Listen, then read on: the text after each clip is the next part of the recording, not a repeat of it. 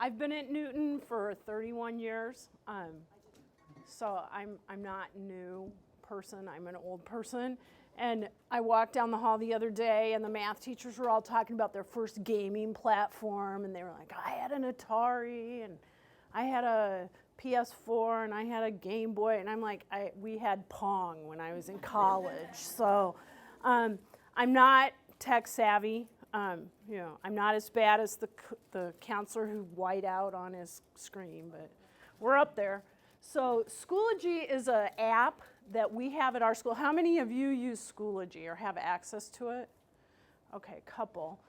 You can get this app for free, but I'm sure you all have classroom management apps where you can do homework and stuff online for your kids. Okay, so a lot of these same features are in all those apps. So whatever I'm showing you here, you can use the stuff that you have, the application you have, to do this. There's also a free version of Schoology which you can use and get your kids into. I got tired of having all of paper, having to make copies, because they got kind of mad about making paper copies because it was so costly. So this was how I solved that problem.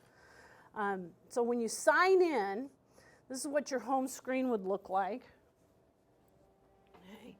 And we have the app, so that's why it says Newton up in the corner. I also teach success, so I've got, which is an at-risk thing. So I've got all these kids that I have to track their homework assignments. So I joined some math and social studies classes. So on my calendar, it shows all these math assignments that are due. So I can say, do you have this done? But this is what it would look like for a kid. So if they were in all these classes, this was what it would look like, okay? If you're not in other classes, it's just going to have your stuff up here, your due dates. Okay. All right, so then you go to courses, and you've got a drop-down menu, and mine are preloaded, so you may have to create classes. I joined Global Studies, Geometry. If it has a crown by it, that means you're the queen or king of the class, and you can add and subtract stuff. If you don't have a crown, all you can do is look at stuff. Okay, so in Global Studies, I can't add anything. I can just look at stuff. Okay, but I'm the queen of Spanish 3, so I like having a crown. So I picked my class, so I chose this Spanish 3 class, and this is the stuff that I've put in my class so far. This allows kids to have all this stuff at their disposal. So what these are worksheets that I just uploaded, so I didn't have to copy them. This is a quiz, okay, because it has a little puzzle piece there. And this is a discussion, this is a link, and you can do all these different things, which is really cool. We'll talk about the discussion first. This allows kids to post and respond. Have you taken an online class where it says, go to the discussion and post your thought and then respond to 2 other people? This is just like that, except for kids. Okay. So I use this every week. I post a discussion. The kids have to post and respond. So I start out and I give, write 5 good Spanish sentences about what you did this week, okay? And so then they have to, and then I post a sample one. Mine's always longer than 5, so it gives them plenty of ideas. So then they post, and then different people respond. These are all different people. The nice thing about this is it tells you when they did it. So if you're real into the deadline, you can see that this kid did it on this day at this time, so you can know if they turned it in late or whatever. Okay. I like this because it gives kids a chance to practice the grammatical concept. If you want to add in, like if you're doing camping, you can say, tell about a camping trip you took 5 years ago or something. So, does anybody have any questions about the discussion piece? Okay, any app is going to have a discussion, and the kids can they click on the discussion, and then that's what comes up. Okay, the quiz or test is pretty cool. So this is an example of a matching test I did. Okay. And so this is what it would look like when the kids sign in. Okay. Now when they choose an answer, for example, if they choose B for number 1, it's going to draw a line from number 1 to B so that they can keep track of what they've chosen. So it does, you know, in the olden days you'd cross them off on your paper. In the new days it keeps track of it, so you just see where there's a line to it and then you know what you have left. This is a matching one. I just did vocabulary on this. Okay, the settings tab on the test allows me to control when the kids have access.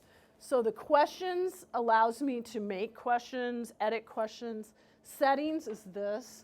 The preview will let me look and see what it's going to look like when kids dial it up. They always kid me when I say dial up, but the results, we'll get to that in a minute, but that'll show me how they did. Okay. So the enable means that it's open to kids. They can access it and they can work on it. You can set a time limit if you want. You can set an attempt limit. For quizzes, it's always one time. If I'm doing a practice thing, I can set it, like today my kids are working on a practice thing.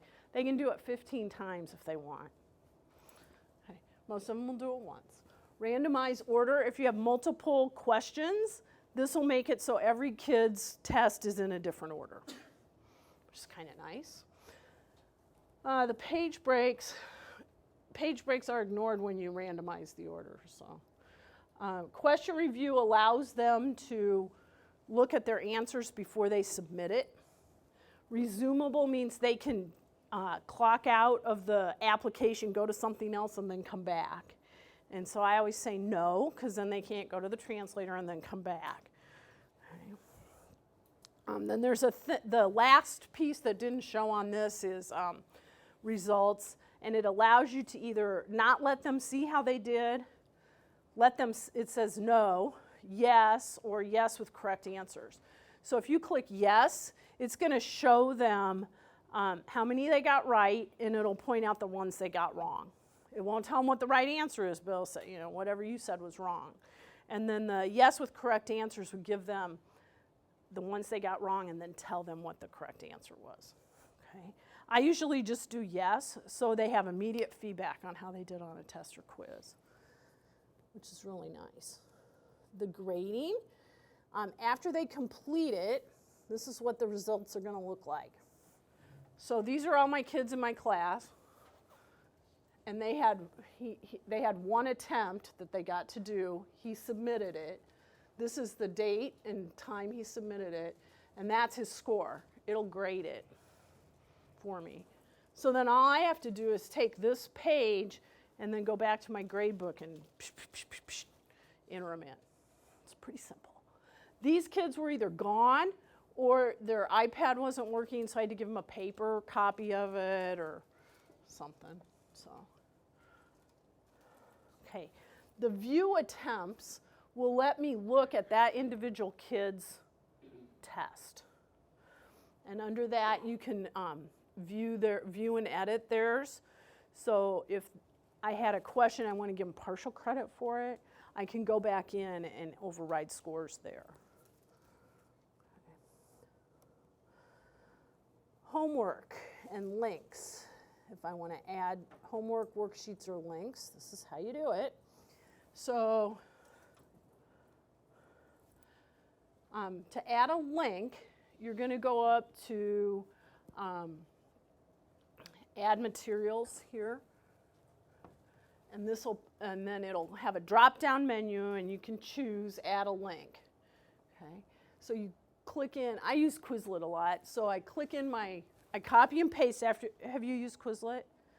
They give you that code when you're done making your thing. So I just copy that.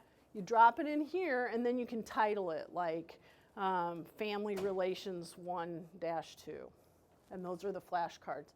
Then you just click Add, and this is what will show up. It's pretty slick. And this is what that add file link thing looks like. Okay, so I added materials, and one of my choices was add file link. The link was the Quizlet. File is going to be all these worksheets, if I want to add those. So here's an example of just what it looks like.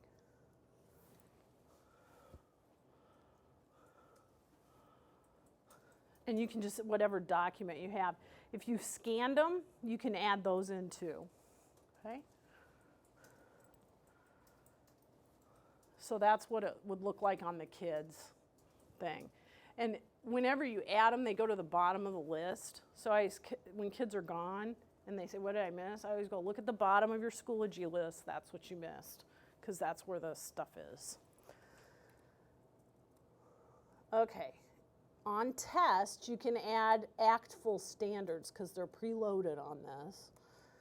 Okay, so here's a quiz that I had, or a test.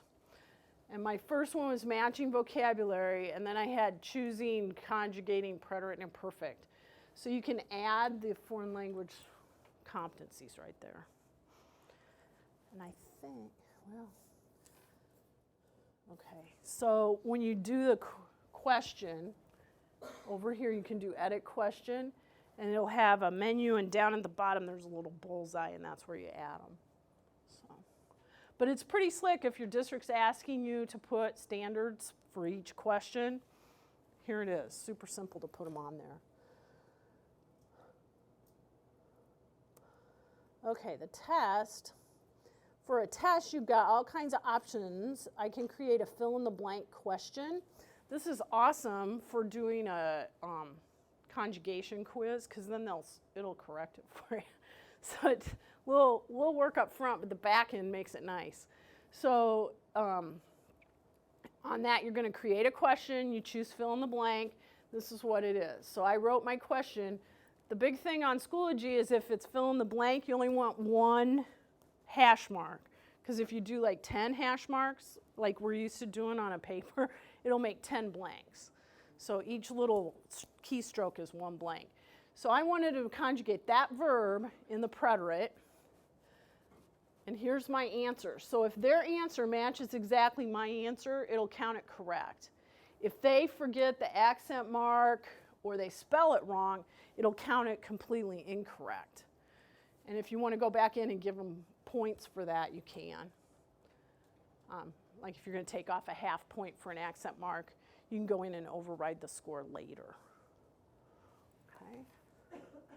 There is a quirk on Schoology. The kids have access to accent marks and stuff on their keyboards, but you do not, which is so smart. So what I do when I'm doing these is I open a Word document over here, and then I just copy and paste stuff that needs accents. So I had to write sake in my Word document, copy it, paste it into the answer so that it would get the accent mark in it. Okay? I've been telling Schoology for 3 years to change that, and they still have not. So there's still hope. Okay? This case sensitive, if you click that, if they don't have it capitalized or they don't have it in small letters, then it'll count it wrong. If you don't do that, it won't capitalize. It won't bother the corrector function. Does anybody have any questions about how to do the quiz thing? Okay. Yeah. Can you go back to the streamline? Sure. Maybe. So you were saying that every time you hit that little dash, it'll give you more and more blanks. So could I theoretically put a paragraph in there and then have a line for each one and have the kids fill it in a blank as opposed to just one little thing? I believe so. Okay. I've not done that before, Okay, but I think you can. And then it would have answer 1, answer 2, answer 3. Right. And then you can do partial credit. So then if you had it worth 10 points because there were 10 blanks, the ones they got right, it would give you partial credit for. Thank you. So it's pretty easy. This is the place, if you have like a picture that you want as a cue, you can just copy and paste and drop it in here. And or a multiple choice or whatever. Okay. Overriding to provide partial credit. So here's that quiz I had. it's not the exact same one, but this kid got this one completely right. So when I was looking at his results, because I wanted to make sure that if I only wanted to take off a 1/4 point for an accent mark on this one, because it was the first time we'd used Schoology and they didn't know what they were doing. So if it's correct, it's green. So the nice thing is if I have 20 questions, I can just scroll through all that green. I don't even have to look at it because I know they got that right. The red one says they got it wrong, okay? And it'll say 0 out of 1 over here in this golden color. If I want to overwrite it, I just click on that 0 and type in my new value. So if I wanted to give him full credit, I could have typed in 1. I chose to give him 0.75 because he didn't have the accent. Yes? Can you click on like question 11 and then see all of Yes. question 11? Yeah. I'll show you that in a minute, I think. Okay, the short answer essay question is another option you can do. So there was a writing piece on the test that I wanted to have. So I put my instructions up here, and then this is what they had to write. Okay, it'll show up as ungraded. I have to grade that. So I can't, the computer will not grade that. So it'll say pending review. You know where all those scores were and it showed how many they got. It'll be gray and it'll say 0 out of how many pending review. So the kids could see which ones they got right of the ones the computer graded, but they didn't know how many points I was going to give them on this. So I get to read that and then I can write however many points I want over there. If I want to add comments, I can add a comment like, you didn't consistently use past tense, so I docked you 3 points or something. Okay. Or you spelled Duermo wrong. Duermo isn't a word. Okay. And then that'll, after I go in and override that and say save changes, then that'll readjust their score for you. Okay, here's how we go. Individual results. Okay. So if I go to, my thing didn't get there. Okay, so if I go to an individual kid, it'll say view by student. So this is this kid's thing. So this will tell me how long it took him to complete the test. And then this drop-down menu over here will let me go in and look at it and see what he missed and overwrite it. Okay. This view by question up here is what you were talking about, where you can see on number 11, this many got it right, this many got it wrong, and then it'll show you what the wrong answers. Like if it's a multiple choice, it'll show you 10% chose number B, and 16% chose C, and nobody chose D, and all the rest got A, and that was the right answer. So, okay. All right, resources. This is an option to save all your stuff. So if you're uploading worksheets, then if your computer crashes, they're still on Schoology so you don't lose them all, which was very helpful when I lost everything, because all my stuff was still here. So up in the top bar, we had home. Then we went to courses where I got to Spanish 3. Now I'm at resources. Personal is my stuff. Public would be stuff that everybody on Schoology has. Groups would be if my school created different groups. Personal is where you want to go. So these are mine. So I can organize these however I want. So I have a folder for all my Spanish 3 stuff. I haven't made a folder for my Spanish 4 stuff because I'm lazy. So it's just there by chapter and book. Okay. So if I want to get into Spanish 3, I can click on that, and then what's ever in there will pop up. And then I can choose what I want to do. The advantages to this, to having it in resources, is you can keep all your stuff organized. So instead of having to put in the loose leaf folder or the 3-ring binder and refile it every time you use it, it's still just right there. You can use it from year to year, so it reminds you of that really good worksheet that you had. You can delete the stuff that's crap. Okay? You can upload your tests and quiz questions into a quiz bank, a question bank. So you can use that for a cumulative review. So I took all of my preterite and imperfect quiz questions I'd made them into a question bank, and that was what I have them working on today. So they've got like 40 questions of preterite and imperfect. Now for the quiz, I can pull out like 5 of those or 10 of those and make a quiz out of that. So they, number one, will have seen it if they did that. And number 2, I don't have to keep rewriting and retyping everything. It's all right there. You can share this with other people in your school. So if 2 of you are teaching Spanish 2 and you want to share all your stuff, it's real easy to do. And it's still there after your computer crashes. And it's easy to move these to the classes. Okay. Okay. All right, so this is a worksheet. The puzzle, this is inside my resources. This is the puzzle piece is a test or quiz. And then this one that's got the puzzle piece sticking out of the file folder, that's a question bank. So I put all my questions into that bank, and then when it's time for the semester test, I can pick out a few from Unit 1, pick out a few from that, and I don't have to rewrite everything. You can also like pick them out, and then within the test you're creating, edit them a little bit so you can change them, which is kind of nice. Okay, I have a video link. I put a video link in. If I'm showing a video and it's on YouTube, I can show it to my class. Then the kid that's gone and says, "Oh, you missed the video. Too bad." Well, I can upload the link and then they have to watch it themselves. Okay. This is the Panama Canal video. I don't know if any of you know that one. Okay, any questions on Schoology? All right, I think we'll look at, I have YouTube on here too, so we'll look at YouTube a little bit and then maybe we'll go through and kind of do some drop-down stuff on the Schoology link.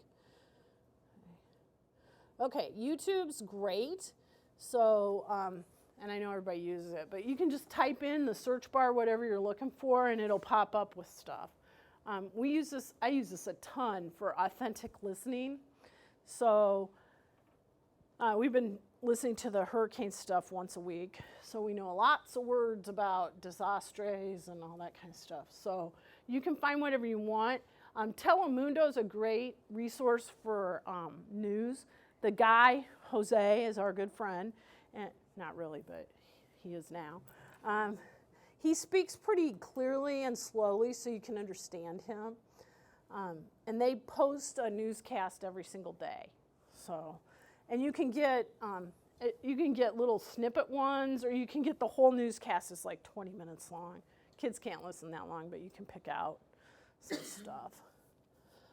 I also use YouTube for songs. We sing a song every week in my class. So if you know what song you want, you just type it in your thing, row, row, row your boat in Spanish, and then it'll come up. Okay. So we've got songs that we sing every week. So like this week we're singing It's a Small World After All in Spanish. So every day we sing It's a Small World. And it's got vocabulary in it, it's got grammar in it. Last week it was Itsy Bitsy Spider, which has a lot of preterite in it. So we had vino and salio and some irregulars and regulars. And the kids, it's a good way to start your day because it clicks their brain over to Spanish right away. So, and it doesn't take, it's what, a minute and a half, 2 minutes. So it's a great way to switch your brain.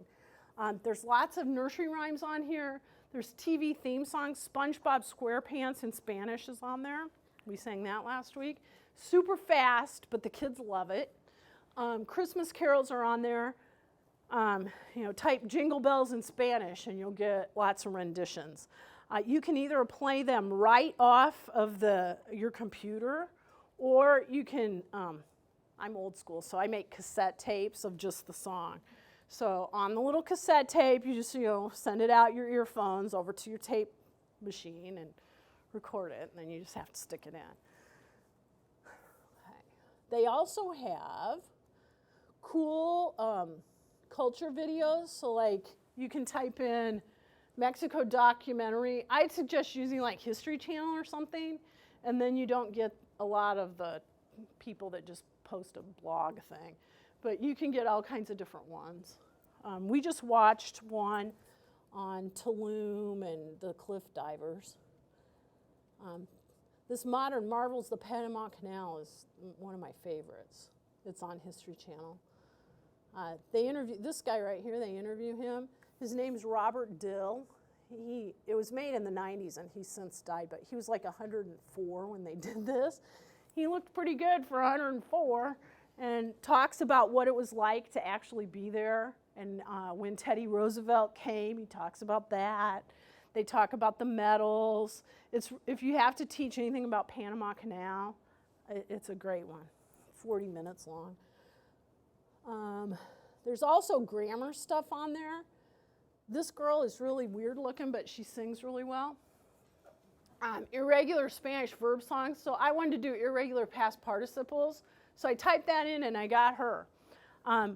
I'd suggest you just do the audio, don't do the video for her, because her eyes are really weird. And the kids freak out. They're like, ah! So we just have the audio, and I put the words up, and we sing it like 10 times in a row. So it's only 25 seconds long. When you type these in, be kind of careful, because like these kids do these for class projects. So you get a lot of junk. So, but there's some good stuff out there too. So just kind of, you have to review it and look at it, but it only takes 10, 15 seconds, you can see. This guy he's got some good stuff out there. Senor Jordan, he does the irregular preterite song to Cucaracha. So and then he has these mini lessons too. So if your kids are getting stuck, he's a good resource to link up to. He's got little catchy songs. On his stuff, he likes to hear himself talk. So he'll start out like this Cucaracha song is 2 minutes and 39 seconds. The song itself is probably like 30 seconds. So he talks for a little bit, then he sings, then he talks a little bit, and then he sings it again. So you can kind of edit in there what you want to do. Okay, but he's pretty good. Okay, does anybody use YouTube for other stuff? Well, I feel kind of, okay. So, let's see. What do you got? We've got about 15 minutes left, 15, 20 minutes. What would you all like to see? What do you want more information about? I thought there'd be questions, and there aren't any.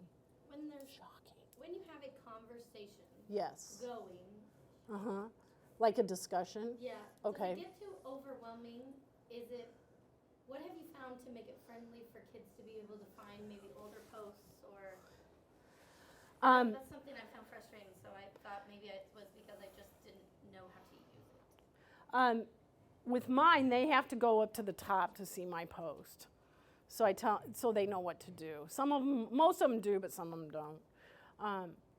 And it is frustrating because they'll just write their own little thing and then just respond to the ones that are around where they did, which is, the idea is that they're going to talk to or discuss with, interact with other classmates. So I've met my goal.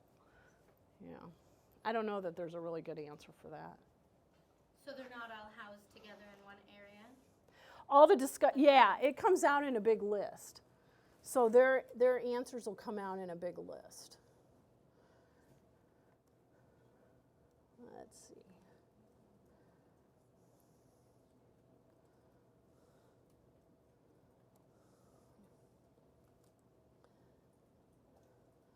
This is where you tech people are going to have to blur out some stuff.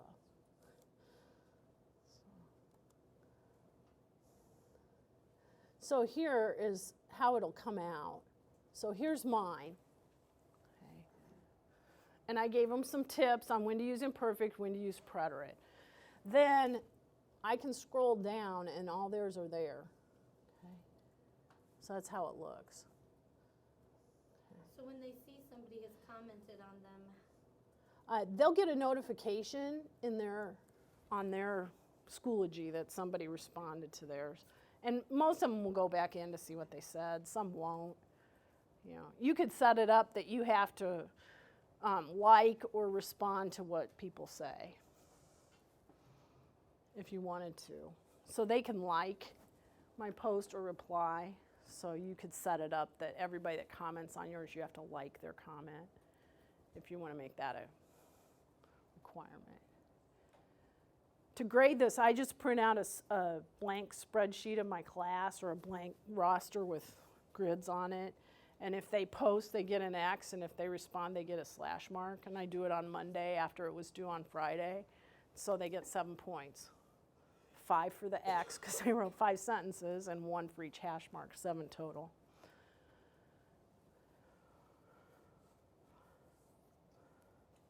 And it does, I mean, it's kind of cumbersome to go through this, but if you just kind of go boom, boom, boom, and if you wait until the end to do it, when I first did this, I tried to keep up with it. So every day I'd check it and see who posted and what they said and give them credit, put in the grade book right away, and that was just ridiculous. So. do you find yourself going back in if you have students that didn't complete it on time? The nice thing about that is, see this little doohickey up here? That means there's 3 new things I need to look at. So this algebra, but this says that these 2 kids responded to this week's post. So if somebody did one from a long time ago, it's going to say so-and-so and so-and-so responded to such and such a thing. Like down here, this was from the week before. So how do you easily find those 2 without They're, filtering through everybody's? They're highlighted. So it'll have, like, here, it'll have a yellow bar by it. So you can just scroll down until you see the yellow bar next to the post, and then you know you haven't read that one yet. Does that make sense? I thought my pants were unzipped. Okay. If there's no more questions, we will actually use this time to have you guys look through Schoology and see if there's anything that you have additional questions, and then also YouTube. So this is kind of your explore time to look through the resources that she shared, and we will start our next session at 10:35. And if you have questions, just raise your hand. I'll be happy to answer. You can look at whatever you have, your school has, and see if some of this stuff translates really well. Or if you want to explore one of the specific things, I can show you. Any questions? Thanks.